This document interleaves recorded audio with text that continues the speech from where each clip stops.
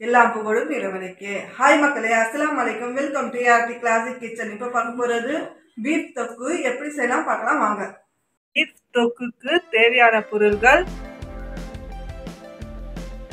4 குழிக்கரண்டி எண்ணெய் சேர்த்துக்கலாம்,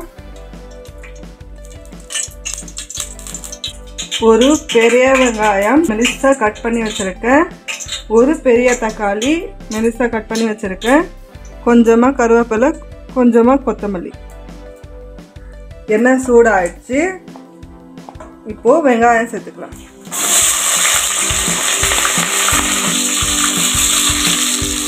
பீஃப் தொக்குக்கு தேவையான உப்பு சேர்த்துக்கலாம்.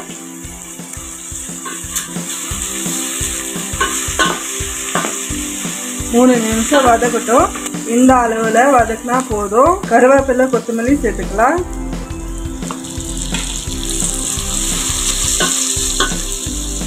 தக்காளி சேர்த்துக்கலாம். தக்காளி நல்லா மசுற வரைக்கும் வதக்கணும். தக்காளி வதக்காச்சு. 5 முந்திரி கட் பண்ணி வச்சிருக்க சேர்த்துக்கலாம். இஞ்சி பூண்டு பேஸ்ட்டு 2 டீஸ்பூன் சேர்த்துக்கலாம். 2 நிமிஷம் நல்லா வதக்கணும்.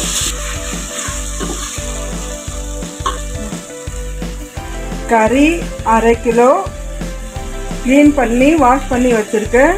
இந்த மாதிரி சின்ன சின்ன பீஸாக இருக்கணும். சின்ன சின்ன பீஸாக இருந்தால் தான் பீஃப் தொக்கு சூப்பராக இருக்கும். சேர்த்துக்கலாம்.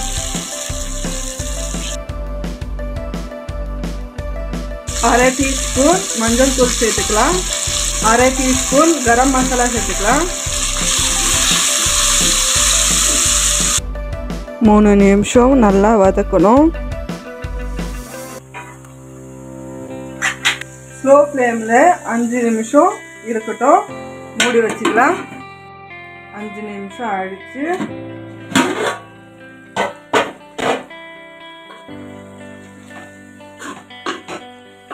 இப்போ ஹை ஃப்ளேமில் வச்சுக்கலாம். குழம்பு மிளகாய் தூள் 1 டீஸ்பூன், தனியாத்தூள் 1 டீஸ்பூன், மசாலா போட்டு 1 நிமிஷம் நல்லா வதக்கணும். பெரிய கிளாஸ்ல 1 கிளாஸ் தண்ணி சேர்த்துக்கலாம். இந்த தண்ணியே போதும்.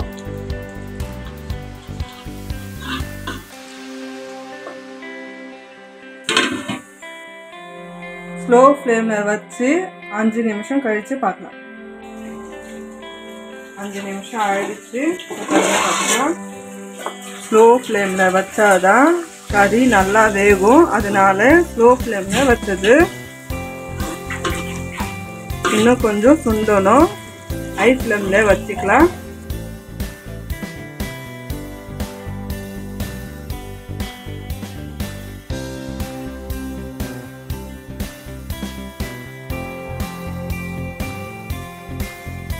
மிளகுத்தூள் 1/2 டீஸ்பூன் சேர்த்துக்கலாம்.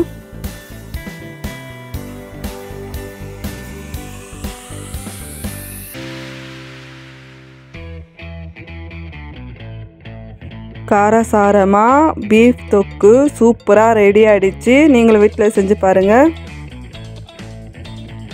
இப்போது பரிமாறலாம்.